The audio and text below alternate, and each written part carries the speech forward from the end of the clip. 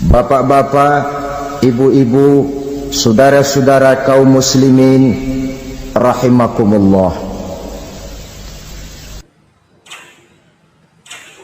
Di dalam kehidupan kita sebagai seorang muslim, minimal 5 kali dalam sehari semalam kita mendengar seruan untuk mendirikan solat yang disebut azan.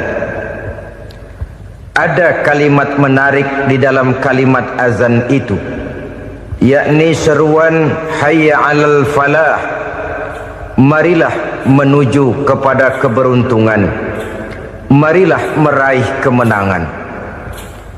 Seruan ini adalah kecenderungan dari setiap manusia, apapun warna kulitnya.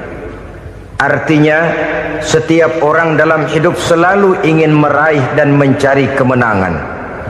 Kemenangan akan melahirkan kepuasan batin, dan kepuasan batin memberikan kebahagiaan. Sedangkan kekalahan melahirkan penderitaan batin, dan penderitaan batin menjerumuskan seseorang di dalam berbagai bentuk kerugian. Jikalau inilah seruan azan, maka masalahnya ialah apa yang menyebabkan kita meraih kemenangan.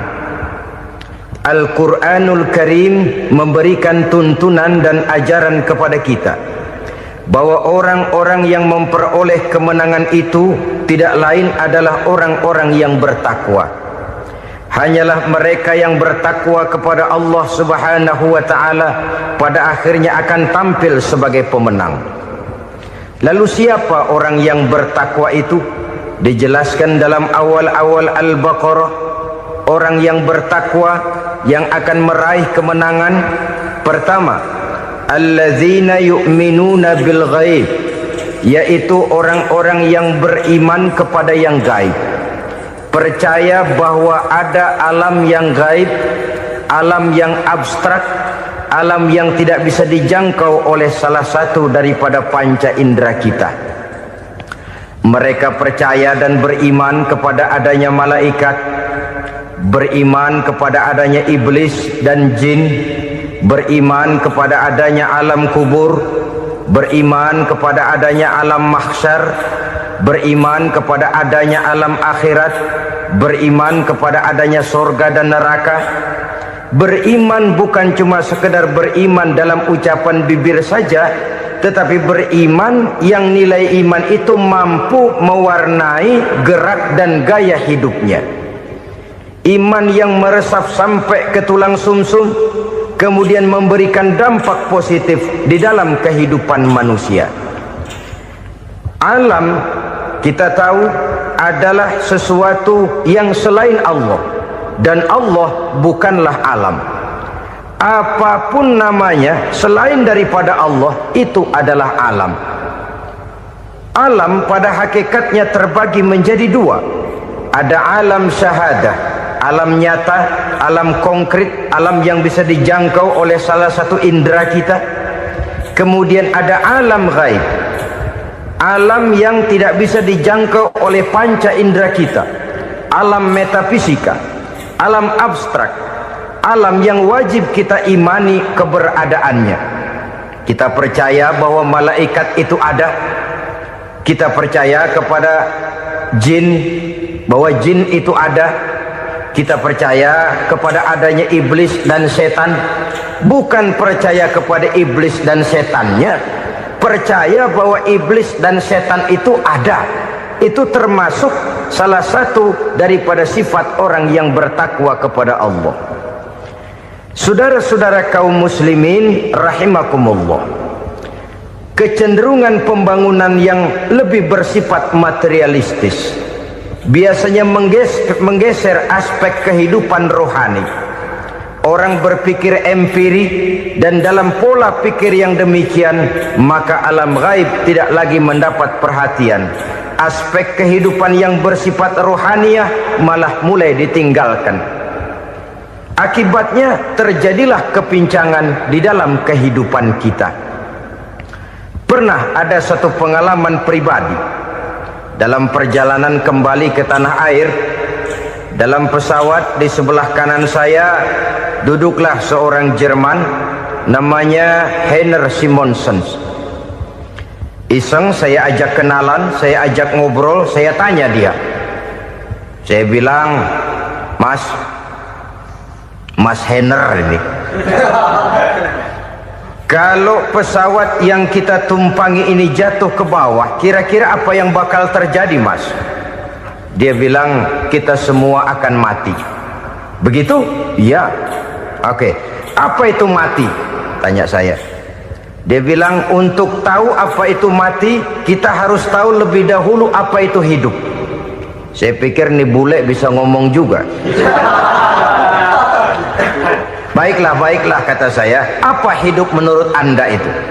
Oh, hidup itu dia bilang, kalau seluruh anggota badan kita bekerja secara normal, paru-paru memompa darah secara normal, jantung berdetak secara normal, sel-sel tubuh bekerja secara fit, dan organisme tubuh hanya mau bekerja secara normal, dia bilang, kalau kita memberi makan yang cukup, menu yang teratur, dan gizi yang lengkap. Saya bilang, kesimpulannya apa, Ner? Dia jawab, hidup adalah dari tangan ke mulut. Life is from the hand to the mouth, kata dia. Hidup adalah dari tangan ke mulut. Jadi masalah hidup tidak lebih daripada masalah isi perut. Orang pergi pagi, pulang sore, peras keringat, banting tulang, perut yang dibelain. Saya bilang, you are wrong. Sampean salah, Ner. Kamu orang Islam bukan? Bukan. Pantas. Kenapa saya salah? Dia bilang, ya jelas salah. Salahnya di mana? Kamu ini manusia. Kalau hidup cuma dari tangan ke mulut, saya bilang, kambing di kampung saya juga begitu pikirannya, Ner.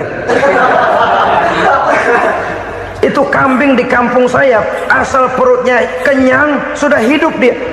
Perkara besok bagaimana, lusa prospeknya macam mana, bulan depan ada apa, kambing nggak pernah mikir. Di kampung saya kambing juga pikirannya begitu. Kamu Kristen ya? Tadinya. Loh kok tadinya, lalu apa sekarang kamu ini? Dia bilang, sekarang saya netral. Saya tidak beragama, tapi saya percaya kepada Tuhan sebagai pencipta alam. Saya ingat benar dia bilang, I haven't any religious, but I believe to God as the creator of the world.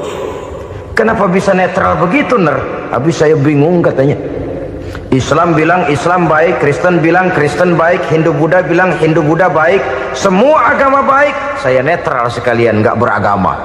Yang penting saya percaya kepada Tuhan.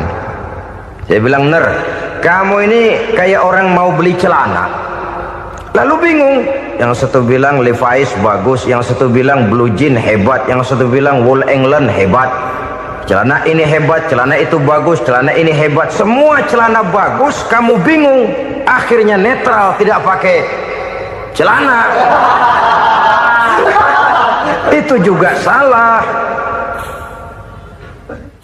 Saya pikir-pikir, kemudian saya melihat bahwa dua pola berpikir Heiner ini nampaknya sudah mulai menggejala di lingkungan masyarakat bangsa kita.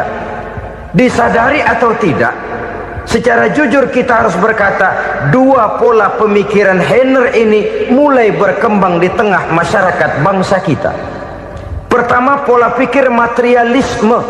Hidup adalah dari tangan ke mulut. Masalah hidup tidak lebih masalah isi perut. Itu yang perlu dibela, dan disitulah arti kehidupan. Pergi pagi, pulang sore, peras keringat, banting tulang untuk mempertahankan perut. Kalau sudah kemari cara orang berpikir, maka buat apa percaya kepada yang gaib? Untuk apa sholat? Untuk apa puasa? Untuk apa zakat? Untuk apa menghadiri majelis taklim? Tanpa kepercayaan kepada yang gaib, hidup berjalan menurut alur empiris dan materialis. Kalau sudah ke sana cara orang berpikir, biasanya orang lalu cenderung menghalalkan segala cara. Hanyalah orang yang percaya bahwa akhirat ada, hanyalah orang yang percaya bahwa alam kubur itu ada, hanyalah orang yang percaya bahwa malaikat itu ada, hidupnya akan lebih terarah dan terkendali. Karena kepercayaan kepada yang gaib, yang merupakan fase daripada kehidupan setelah hidup yang sekarang ini, mewarnai gerak pribadi seseorang di dalam dia melakukan kegiatan hidupnya. Pola berpikir materialisme, disadari atau tidak, mulai menggejala di lingkungan masyarakat bangsa kita. Hidup tidak lebih dari urusan tangan ke mulut, mulut ke tangan, tangan ke mulut. Asal perut sudah kenyang, hiduplah sudah. Perkara bagaimana prospek hari yang akan datang, bagaimana akhirat, tidak jadi persoalan. Ini yang oleh Nabi diperingatkan, ad-dunya sijnul mu'min wa jannatul kafir. Dunia adalah penjara bagi orang beriman dan surga bagi orang kafir. Dulu di zaman Belanda hadis ini pernah disalah tafsirkan, disalah artikan, digunakan sebagai senjata untuk mengkebiri dan membuat impoten umat Islam. Sudahlah umat Islam gak usah macam-macam, kata Belanda. Dunia ini kan penjara buat orang Islam, surga buat orang kafir. Di penjara jangan bertingkah.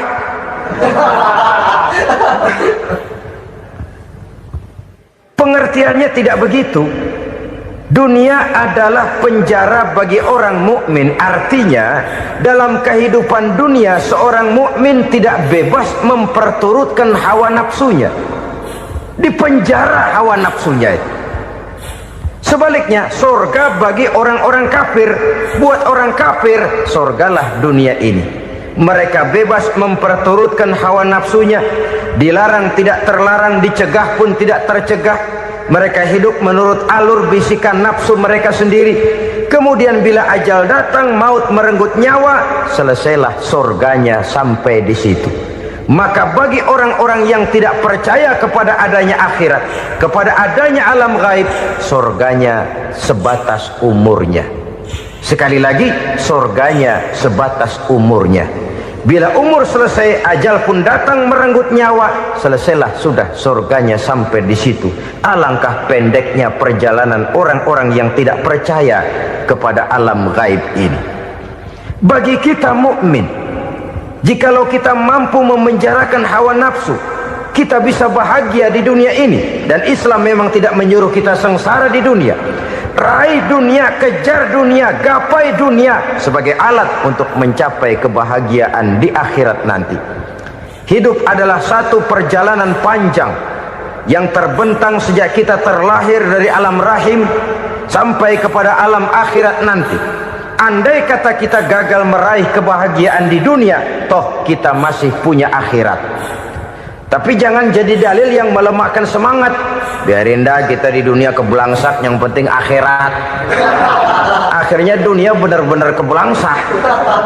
Bagaimana dunia ini bisa kita raih, dan bagaimana meraih dunia untuk menunjang kepentingan akhirat nanti.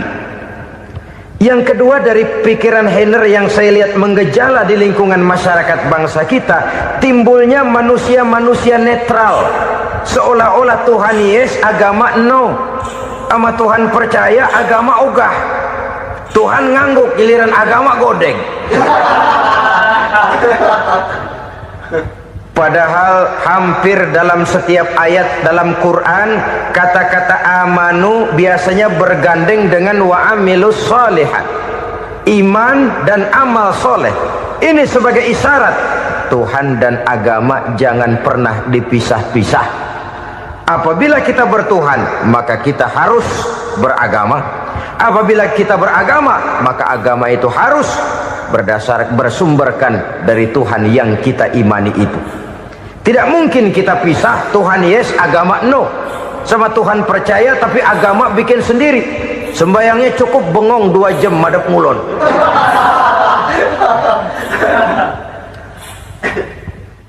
Saudara-saudara kaum muslimin rahimakumullah. Jadi dengan demikian, agama yang kita akui merupakan unsur mutlak di dalam pembangunan sekarang ini, merupakan bagian dari kehidupan yang menuntun kita bahwa di balik alam nyata ini, di balik alam syahadah ini ada alam gaib. Dan mudabbir, murabbi, yang mengatur, yang menguasai, yang memelihara, baik dia alam nyata, baik dia alam gaib, tidak lain adalah Allah Subhanahu wa ta'ala. Di sana ada satu super power, satu maha kekuatan yang kita perlu bersandar kepadanya. Sebagai makhluk nyata yang hidup di alam nyata, berbuatlah secara nyata sebagaimana harusnya kita berbuat. Karena Islam jelas bukan agamanya orang pemalas. Islam jelas bukan agamanya orang yang mengajarkan setelah selesai sholat boleh duduk, nggelenggem ayam-ayam, ndelohom, menghitung bintang di langit sambil menunggu keajaiban. Tidak. Islam adalah agama yang mengajarkan apabila sholat sudah selesai kamu kerjakan, bertebaranlah di permukaan bumi, cari karunia Tuhanmu. Jangan hidup berpangku tangan menunggu keajaiban, karena hidup bukan undian. Jangan berharap untung besar tanpa mau peras keringat. Tapi di sebalik itu toh kita juga harus yakin bahwa di sisi usaha nyata yang kita lakukan ada satu super power, satu maha kekuatan gaib yang menentukan berhasil dan tidaknya usaha kita. Kepercayaan kepada hal semacam inilah yang mendorong kita untuk mempunyai sandaran vertikal, agar jikalau usaha ini berhasil, kita tidak lupa diri dan lupa daratan. Jikalau usaha ini gagal, kita tidak putus asa dan buruk sangka, tidak cupik pandangan dan sempit hati, tapi mampu melihat persoalan dengan kacamata putih sambil husnuzon kepada Allah Subhanahu wa ta'ala. Kita percaya malaikat itu ada yang namanya Raqib dan Atid, mengawasi gerak hidup kita sampai kepada gerak hati kita. Ini memberikan sugesti agar kita berhati-hati, tidak sejengkal tanah pun kita bisa berlindung dari pengawasan Raqib dan Atid. Ada Munkar Nakir yang akan menyoal kita di alam kubur. Ada malaikat Malik, penjaga neraka. Ada malaikat Ridwan yang menjaga surga. Kita percaya kepada adanya jin, kita percaya kepada adanya setan, iblis. Percaya kepada adanya, bukan mempercayai si setan, si iblis lalu menjadikannya sebagai teman. Tidak. Percaya bahwa mereka itu ada dan merupakan makhluk Allah yang gaib, yang diciptakan Allah Azza wa Jalla. Kepercayaan kepada alam gaib memberikan motivasi terhadap gerak lahir manusia, sehingga dengan motivasi kepercayaan kepada yang gaib, gerak lahir jadi lebih terarah, jadi lebih terpelihara. Pernah seseorang bertanya, "Pak, apakah adanya akhirat bisa dibuktikan secara ilmiah?" Saya bilang tidak bisa, tidak bisa. Kenapa? Karena yang berangkat nggak pernah pulang kemari lagi. Kalau dia pulang kemari bisa kita tanya bagaimana enak di sono.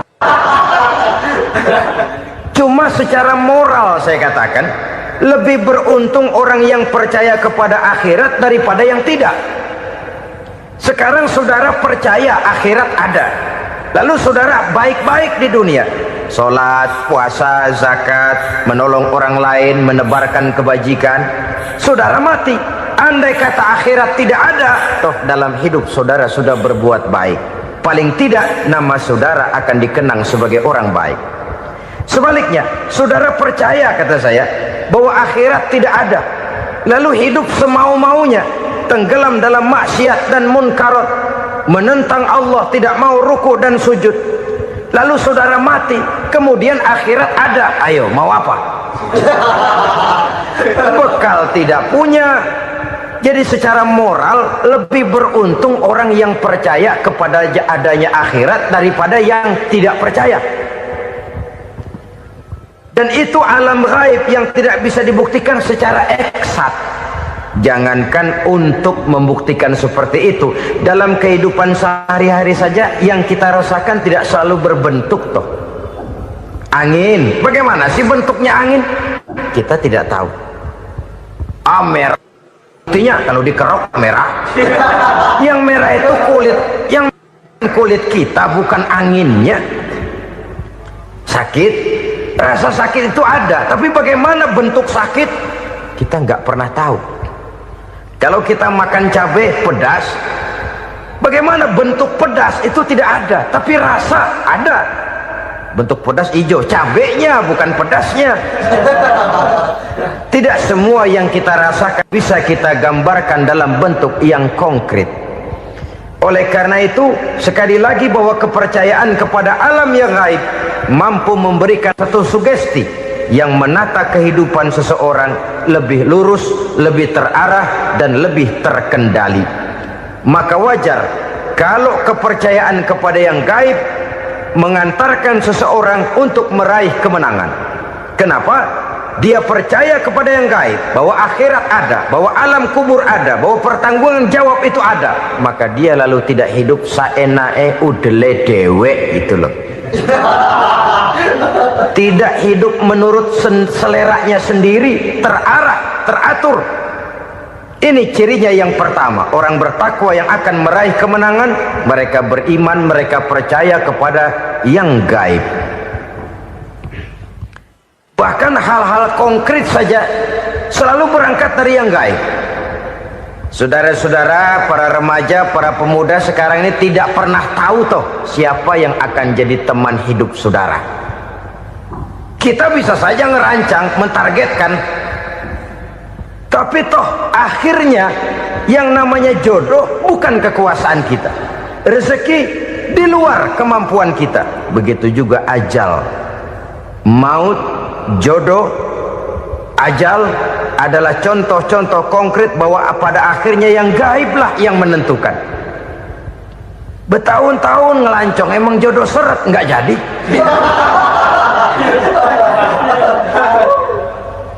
Begitu kenal baru setengah malam nginep ditangkap hansip kan.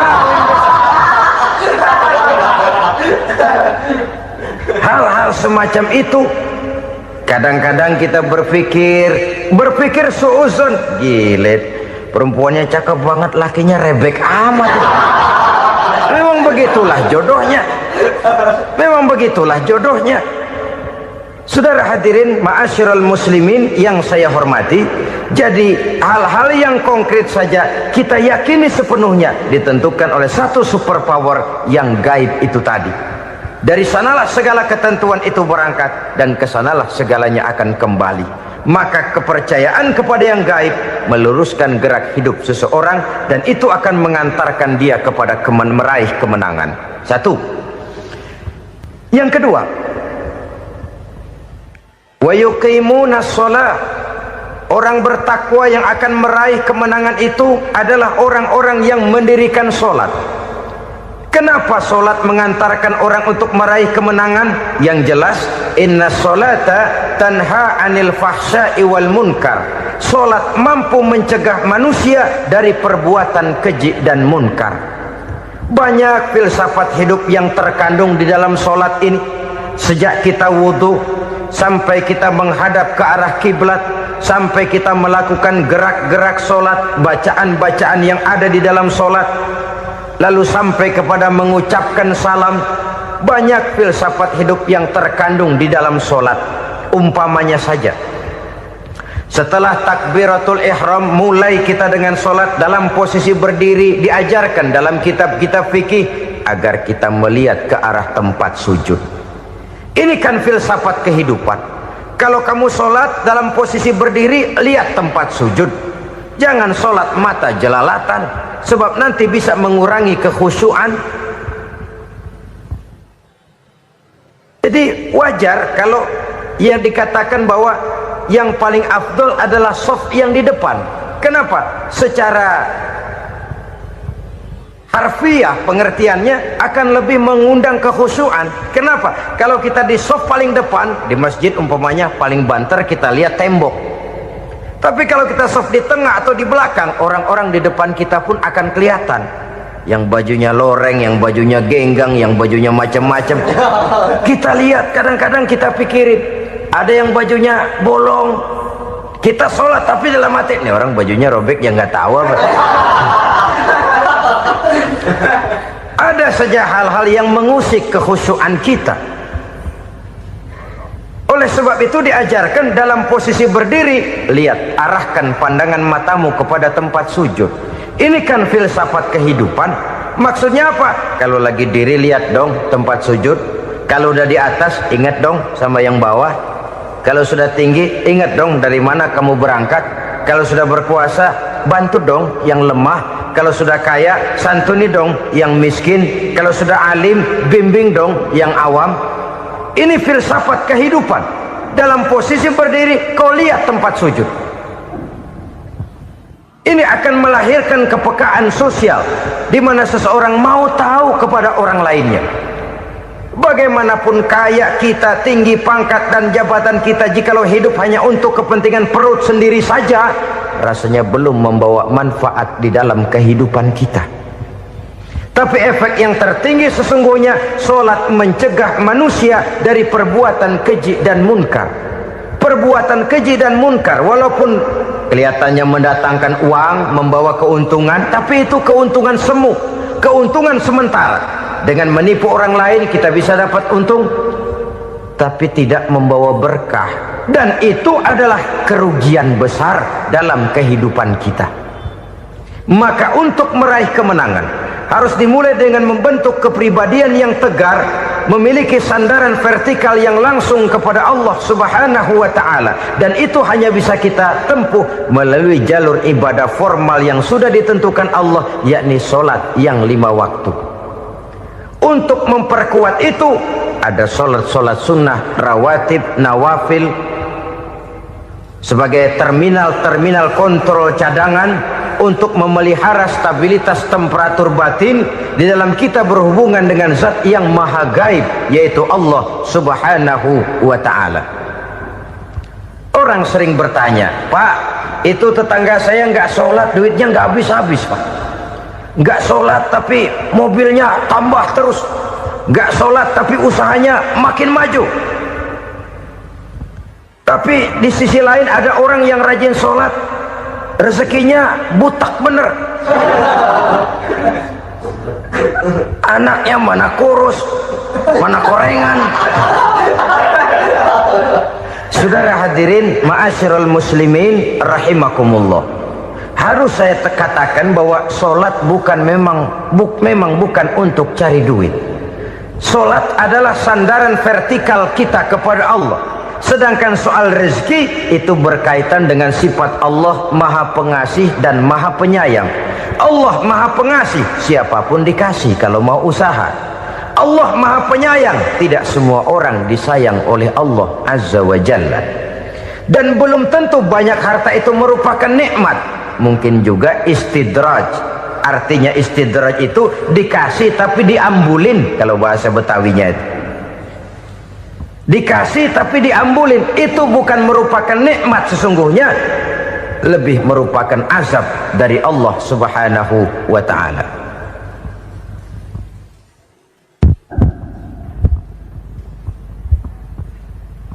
Agama mempunyai sistem solat, dan kita umat Islam telah dituntun oleh Allah Subhanahu wa ta'ala yang wajibnya 5 kali dalam sehari semalam mendirikan solat, dan itu tentu berada dalam jangkauan kemampuan manusia.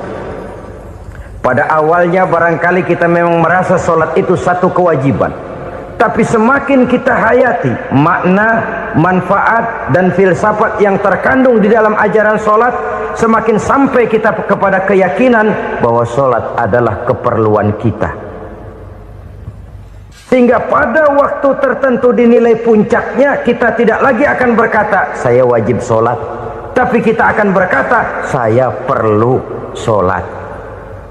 Kalau kita sudah merasakan itu adalah keperluan kita, nah di sanalah kita baru akan merasakan ruginya kalau hal itu tidak kita laksanakan. Sepanjang kita masih berkata saya wajib sholat, kita akan lebih merasakan dia sebagai beban ketimbang sebagai keperluan. Yang jelas Allah tidak memerlukan ibadah yang kita laksanakan ini. Dengan kata lain,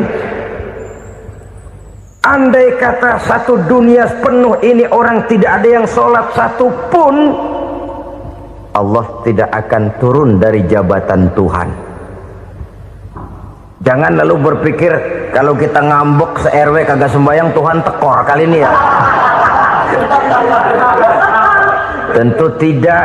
Itu perlunya kita, bukan perlunya Allah. Dan pada induknya kita akan berkata, saya perlu agama. Kalau secara induk kita sudah memerlukan agama, maka konsep-konsep yang ada di dalam ajaran agama itu pun adalah juga merupakan keperluan kita. Baik dia bernama sholat, baik dia bernama puasa, baik dia bernama zakat, baik dia bernama haji, seluruhnya adalah keperluan kita. Dan sesuatu yang kita perlukan apabila tidak kita laksanakan akan melahirkan kerugian di dalam kehidupan. Jangan heran kalau kita membaca riwayat perjalanan hidup para salafus soleh, orang-orang soleh.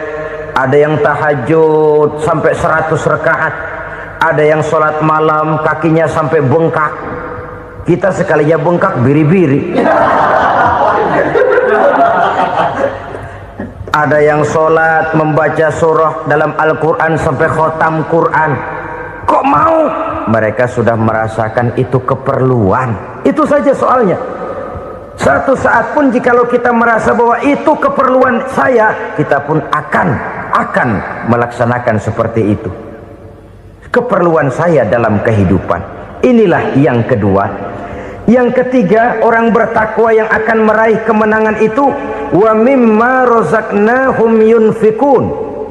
Mereka membelanjakan sebagian daripada rezeki yang diberikan Allah kepada mereka. Mereka infakkan di jalan Allah. Ada satu dialog menarik. Satu hari seorang anak muda bertemu dengan seorang kakek-kakek yang sudah dikenalnya baik. Bertanyalah anak muda ini, "Kek, umur kakek berapa tahun?" 15 tahun, kata si kakek. Anak kakek berapa orang? 1. Harta kakek berapa banyak? 15 juta. Si anak muda ini bengong, lalu protes, "Kok kakek bohongin saya?" "Kenapa?"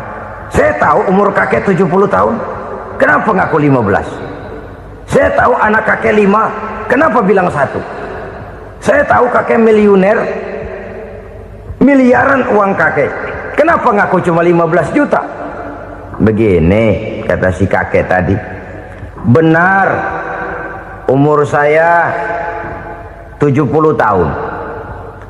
Tapi dari umur yang 70 tahun itu baru 15 tahun terakhir ini saya merasakan ibadah kepada Allah. Meninggalkan maksiat, jauh dari segala macam munkarat. Maka yang 15 tahun inilah yang benar-benar saya rasakan sebagai umur saya. Benar anak saya 5, tapi yang 4 susah diatur. Cuman 1 rasanya nih yang bakal jadi si buah hati, belahan jantung, pelanjut cerita penerus sejarah. Cuma 1 ini yang saya harapkan, yang akan jadi anak soleh, yang akan membuat saya menerima pensiunan pahala. Kalau yang 4 apek dah, nggak ada harapan. Yang 1 nyekek botol melulu. Oh begitu, iya. Lalu kenapa kakek bilang harta kakek cuma 15 juta padahal saya tahu kakek uangnya miliaran, depositonya banyak? Ya karena 15 juta itulah yang saya ingat yang pernah saya belanjakan di jalan Allah. Saya merasa itulah harta saya yang sebenarnya. Yang miliaran yang saya simpan di bank kelak, kalau saya satu saat saya mati, akan jadi rebutan di antara anak-anak saya. Iya kalau anak saya soleh kayak yang 1 ini. Kalau yang 4 tadi udah tulen dia bakal berantem dah berebut tuh. Jadi 15 juta yang saya belanjakan di jalan Allah inilah yang saya merasakan benar-benar harta saya yang sesungguhnya. Dialog ini patut menjadi bahan renungan kita bersama.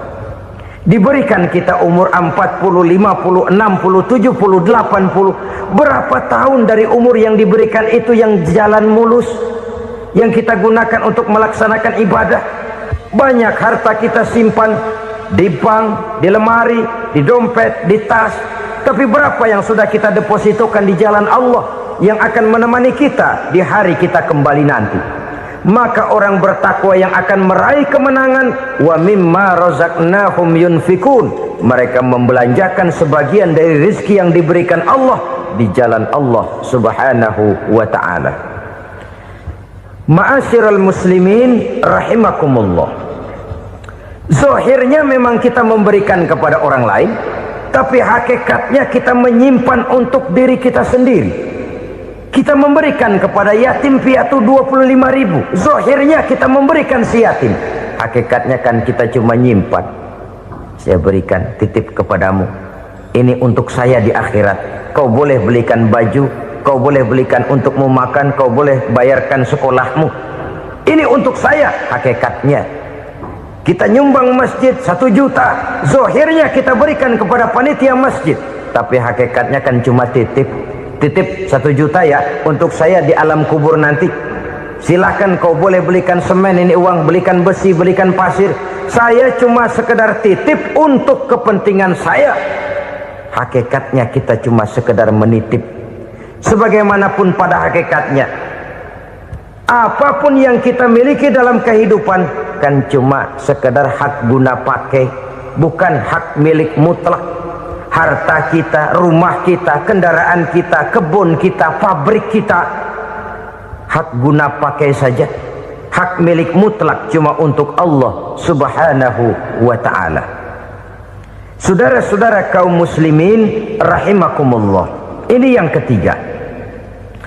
Kemudian yang keempat, orang-orang bertakwa yang akan meraih kemenangan, allazina yu'minuna bima unzila ilaika, mereka yang beriman, mereka yang percaya kepada apa yang telah diturunkan kepadamu Muhammad, ay Al-Quran, yakni Al-Quranul Karim. Setelah percaya kepada yang gaib, mendirikan solat, kemudian menginfakkan sebagian dari rezeki yang diberikan Allah, mereka juga lalu percaya kepada yang diturunkan terhadap Nabi, yaitu tidak lain Al-Quranul Karim. Sekali lagi di sini, percaya bukan hanya sekedar percaya saja, tetapi percaya lalu menjadikan Al-Quran itu sebagai pedoman hidup.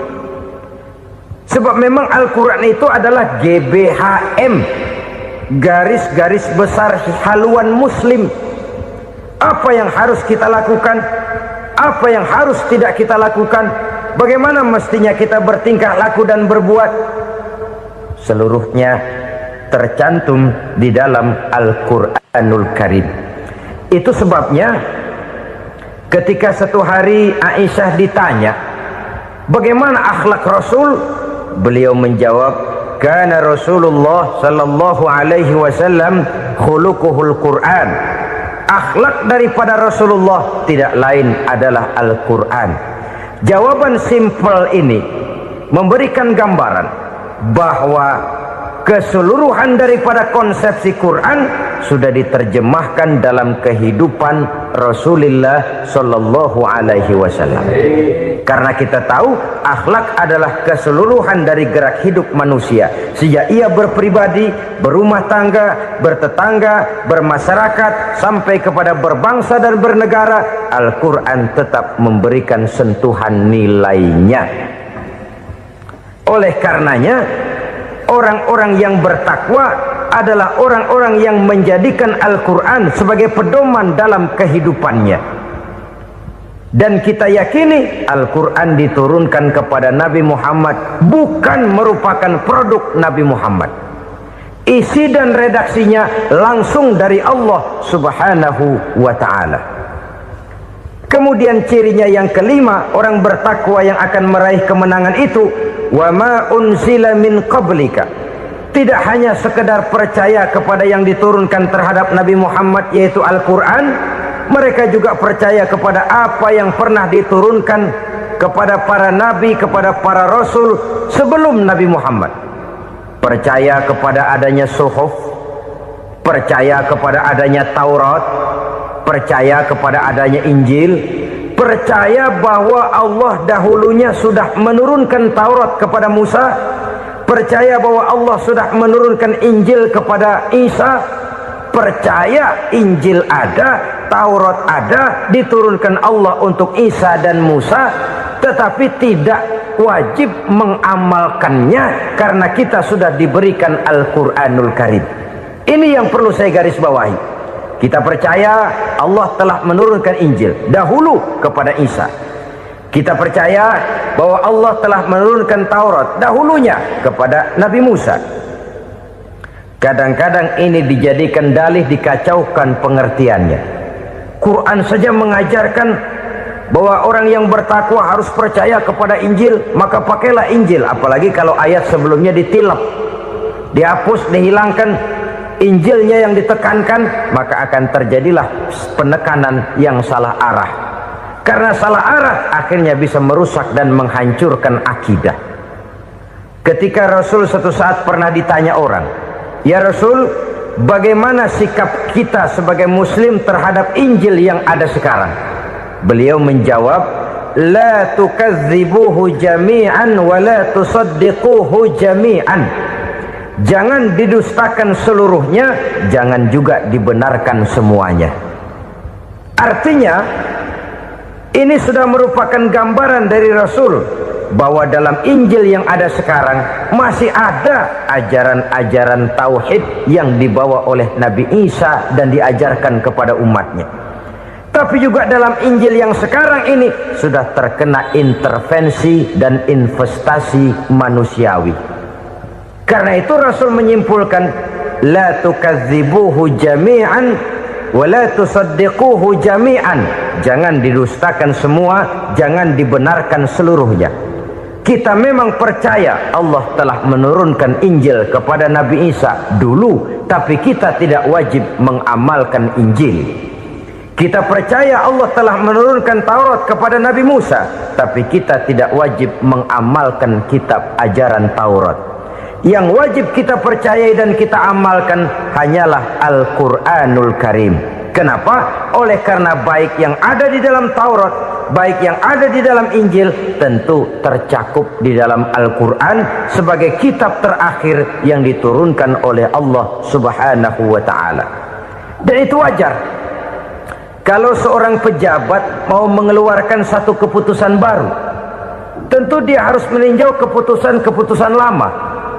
Andai kata dianggap tidak berlaku, dianggap tidak relevan lagi, maka keputusan-keputusan lama itu tentu sudah dianggap tidak berlaku. Sebagian daripada aturan-aturan dalam keputusan lama yang masih dianggap relevan tercantum dalam keputusan baru yang wajib diamalkan. Begitulah hubungannya antara Al-Quran, Taurat, Zabur, dan Injil. 4 kitab samawi yang diturunkan Allah masing-masing kepada Zabur untuk Nabi Daud, Taurat untuk Nabi Musa, dan Injil untuk Nabi Isa alaihi wassalatu wassalam. Ketiga-tiga kitab itu kita percayai adanya. Kita yakini Allah telah menurunkan Zabur, Taurat, dan Injil, tapi kita tidak wajib mengamalkannya. Yang wajib kita mengamalkannya sekarang ini tidak lain hanyalah Al-Quranul Karim saja, karena ia mencakup apa yang ada di dalam Zabur, apa yang ada di dalam Taurat, dan apa yang ada di dalam Injil. Keotentikannya bisa dipertanggungjawabkan. Ya, tapi kan Nabi Muhammad sudah mati 14 abad yang lalu, dan di zaman beliau Al-Quran kan belum dikodifikasikan, belum ditulis. Bagaimana keotentikannya bisa dipertanggungjawabkan? Mudah saja. Allah berjanji, inna nahnu nazzalna dzikra wa inna lahu lahafizun. Kami yang menurunkan Al-Quran dan kami yang akan menjaga dan memeliharanya. Allah turunkan Quran, Allah menjaganya. Bagaimana cara Allah menjaga Al-Quran itu? Banyaknya orang-orang yang hafaz Al-Quran. Hafaz Al-Quran 30 juz, 114 surah, 6.666 ayat. Sehingga jangankan satu kata, jangankan satu ayat, satu kalimat saja berubah sudah akan timbul reaksi dan mudah dimengerti. Kenapa? Banyak orang-orang yang hafaz Al-Quran. Sedangkan pada setiap akhir tahun biasanya malaikat Jibril selalu mengadakan checking terhadap ayat-ayat yang diturunkan pada waktu itu. Di zaman Nabi sendiri sudah ada usaha kodifikasi.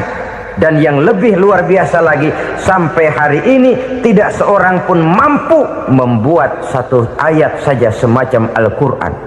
Ke bahasa manapun dia diterjemahkan, naskah aslinya tetap ikut, rujukan dasarnya tetap ada. Berdasarkan itu, maka tidak mungkin terjadi penyelewengan terhadap atau pemalsuan terhadap ayat-ayat Al-Quranul Karim. Kesuciannya, keotentikannya, kemurniannya bisa dipertanggungjawabkan. Ma'asyiral muslimin rahimakumullah. Oleh karenanya, konsepsi dasar daripada ajaran Islam ini memang tidak lain adalah Al-Quran dan Sunnah. Isi daripada agama Islam yang merupakan iman, Islam dan ihsan, konsepsi dasarnya tidak lain adalah Al-Quran dan Sunnah Rasulullah Sallallahu Alaihi Wasallam. Maka yang kita perlukan sekarang ini adalah terjemahan Al-Quran di dalam kehidupan kita. Dengan demikian, maka gaya kehidupan yang lebih Qurani itulah yang kita dambakan. Kita perlu memang terjemahan Quran dalam bahasa Inggris, dalam bahasa Belanda, dalam bahasa Jepang, tapi yang lebih kita perlukan adalah terjemahan Quran di dalam kehidupan kita. Konsekuen, tidak memanipulasi, ringan sama kita jinjing, berat sama kita pikul. Jangan kalau lempengan ayat Quran tuh kira-kira enak diamalin, keras teriakan kita. Giliran kira-kira ayat Quran itu mukul kepala kita sendiri, diam kita. Itu ciri yang pernah disindir Allah dalam awal-awal Baqarah juga. Ciri beragamanya orang yang munafik. Kullama adha'a lahum masyawfih, kata Allah. Wa iza azlama alaihim qamu. Apabila terang mereka jalan, apabila gelap mereka berhenti. Artinya, kalau kira-kira di Islam nguntungin, rame-rame pada teriak Islam. Tapi ketika diminta untuk berjuang, ketika dituntut untuk berkorban, rame-rame mengundurkan diri. Nasib agama tidak ubahnya seperti daun pisang yang dikait orang di tepi jalan lantaran tak berpayung di ketika hari hujan. Manakala hujan usailah sudah, daun itu pun dicampakkan di tepi jalan, diinjak pula orang nan lalu. Artinya, orang menjadikan agama cuma sebagai lipstick, decoration only, tidak konsekuen. Hanya pada saat-saat kelihatannya Islam membawa keuntungan, rame-rame orang teriak-teriak tentang Islam. Tapi jikalau diminta berjuang, jikalau dituntut untuk berkorban, biasanya rame-rame juga mengundurkan diri. Jangan heran kalau mayoritas hitungan kita, tapi minoritas peranan kita. Kuantitas kita dalam jumlah, tapi dalam kualitas kita lebih sering jadi penonton daripada jadi pemain. Padahal itu sangat tidak boleh terjadi. Umat Islam di Indonesia harus bangkit. Umat Islam di Indonesia harus sadar akan keberadaannya. Tidak boleh hanya jadi penonton berpangku tangan, karena memang agama kita juga mengajarkan untuk konsekuen di dalam menjabarkan ajaran-ajaran daripada agama kita. Kita sering menjadi jatuh menjadi umat yang lemah oleh karena kita ini tidak pandai menggalang kebersamaan yang diakibatkan tidak konsekuennya kita. Diistilahkan bahwa umat Islam di dalam menggalang kebersamaannya itu harus seperti orang main sepak bola. Saudara-saudara kan tahu orang main sepak bola itu. Orang main sepak bola, kalau pertandingan belum dimulai sih silakan saja kumpul di luar lapangan, atur strategi yang baik. Tapi kalau pertandingan sudah dimulai, turun ke lapangan hijau, jangan kumpul terus. Ada sepak bola gotong royong, mundur-mundur rame-rame, depan ke depan kumpul melulu mainnya. Kalah. Orang main sepak bola itu ya harus ada penyerang tengah, harus ada penjaga gawang, harus ada strikernya, harus ada kiri luarnya, kanan dalamnya yang jadi backnya. Posisi boleh bermacam-macam, tapi yang penting saling ngoper untuk menggolkan gawang lawan. Begitulah umat Islam ini. boleh ada yang jadi pejabat, boleh ada yang jadi pengusaha, boleh ada yang jadi petani, silakan ada yang jadi seniman, ada yang jadi penyair, ada yang jadi artis sekalipun. Tapi kalau sudah berhasil menguasai bola, jangan lupa operannya. Operan itu yang langka. Kita ini muslim kadang-kadang kalau sudah memegang menguasai bola, kalau belum mau mampus, belum mau ngoper. Nanti kalau sudah nggak punya bola, baru mau ngoper. Kalau sudah dengar-dengar mau dekat pensiun, baru mau jihad, baru mau berjuang, baru mau ngurus pesantren. Tanda tangan sudah tidak laku, memo sudah tidak dihargai, baru mau berjuang. Kemarin kemana mas? Kita tidak pandai memanfaatkan posisi. Dengan kata lain, kalau kembali kepada persoalan kita, konsekuensi kita terhadap agama yang kita anut ini belum ideal. Kita masih lebih sering berislam ini pada saat-saat yang menurut perhitungan kita membawa keuntungan. Tapi kalau diminta berjuang, dituntut berkorban, yang itu pun hakikatnya adalah untuk kepentingan kita juga. Allah tidak pernah menuntut kita untuk jihad bagi kepentingan Allah, itu tidak. Berjuang menegakkan agama Allah, apakah untuk kepentingan Allah? Tidak. Untuk kepentingan kita. Sebab nilai-nilai jihad itu pada akhirnya akan membawa kita kepada suatu kebahagiaan. Setidaknya kalau tidak di dunia, tentu di akhirat sebagai syahid. Oleh karena itu, pada bagian akhir ini saya ingin mengajak, marilah kita konsekuen. Sekali kita berkitabkan Al-Quranul Karim, mari dia kita jadikan pedoman. Jangan cuma kita jadikan sebagai penghias dinding, pelengkap rumah, bahwa di rumah kita ada Al-Quran, tapi yang baca kecoa. Habis pada bolong tuh Quran. Yang penting kan punya Quran. Ditaruh di pintu rumah, biar apa? Biar kuntilanak kagak masuk katanya. Ya apa itu nasib Quran, cuma kerjanya jaga pintu, ngusir kuntilanak, ngusir memedi. Bagaimana kita hidup menurut tuntunan Al-Quran? Kadang-kadang tidak pernah menjadi masalah bagi kita. Maka bagaimanakah Al-Quran akan mungkin membawa keberkahan dalam hidup kalau ajarannya kita injak-injak dalam keseharian kita?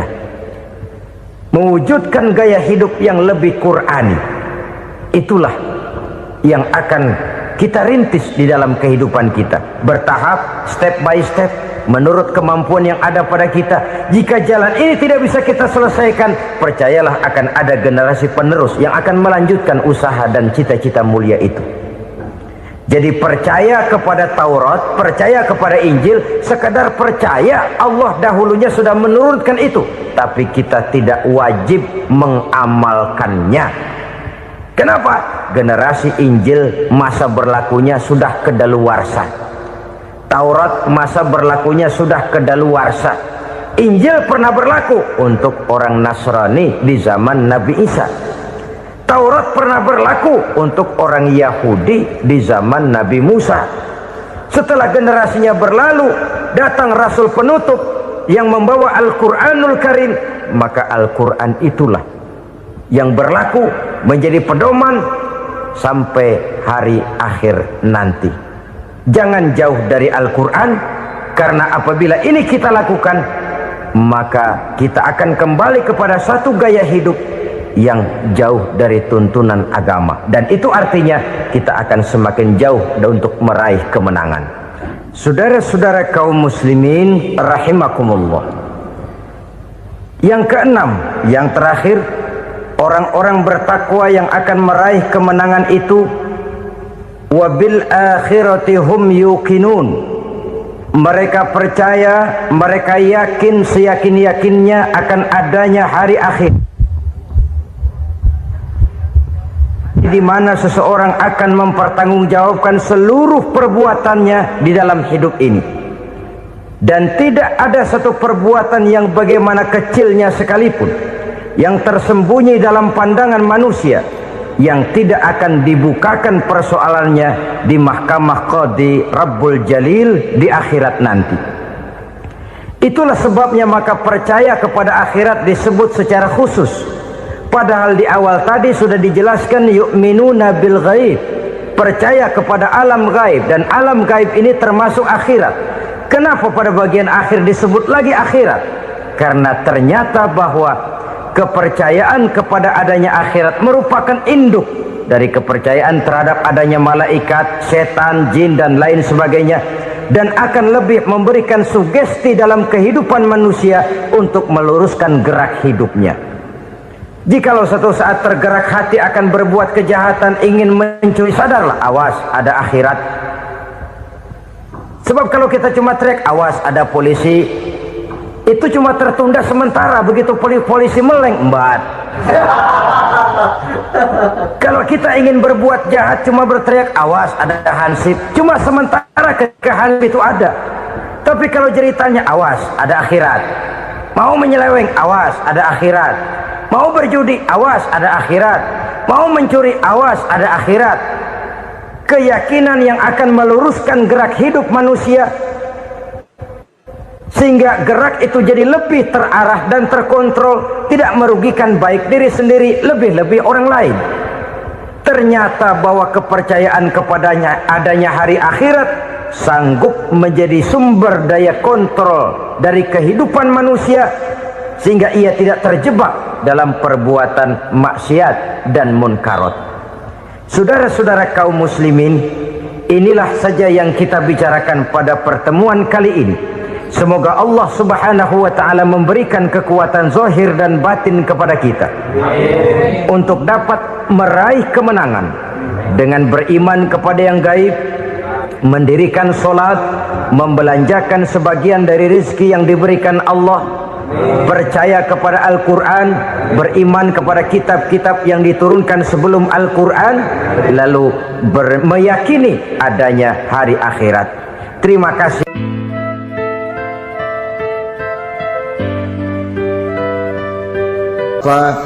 Ibu-ibu, saudara-saudara kaum muslimin rahimakumullah, kita menyaksikan peristiwa-peristiwa yang memilukan dan memalukan. PHK terjadi di mana-mana, pengangguran meningkat, harga-harga membumbung tinggi, daya beli rakyat semakin lemah. Sementara di bidang politik, kejadian-kejadian memberikan indikasi bahwa persatuan dan kesatuan kita sebagai bangsa dewasa ini tengah berada dalam ujian yang berat. Pada jumpa kita kali ini, tanpa bermaksud untuk mencari kambing hitam dari bencana yang kita hadapi, saya ingin menyampaikan sebuah hadis yang diriwayatkan oleh Imam At-Tabarani dari Ibnu Abbas, bahwa Rasulullah sallallahu alaihi wasallam bersabda, khamsun bi khamsin, ada 5 perkara yang dapat menimbulkan 5 macam bencana.